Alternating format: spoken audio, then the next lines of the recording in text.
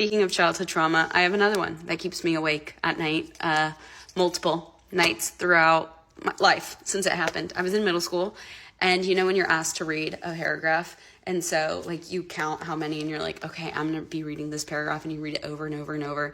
And I was like, okay, I got it, I'm down. And I was never a good reader, like out loud, I would always stutter.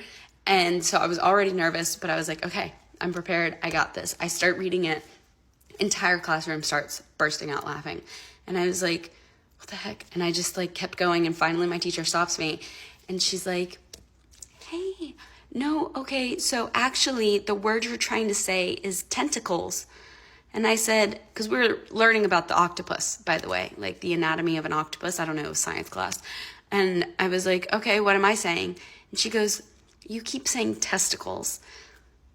And for a 12-year-old in middle school, that was like asking to be bullied.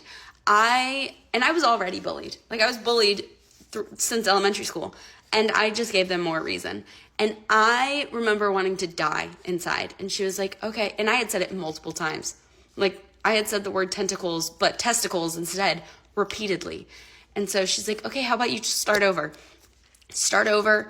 And I still like slip up and add in one testicle in there instead of tentacle. Like even though I made sure to say tentacle multiple times, one testicle slipped out. And the kid that was sitting next to me, who I still remember him, okay? And we were friends. And he is busting out laughing. And I'm like, dude, and he's like, oh my God, that's so funny. And he's a dude. So like maybe that was like, he had those parts. I don't know why.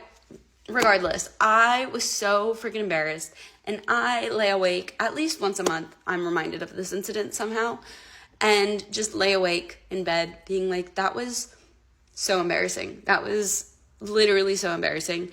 And you would expect, I was 12, 15 years ago, you would expect me to be over it by now, but I'm not. It's just stuck in here.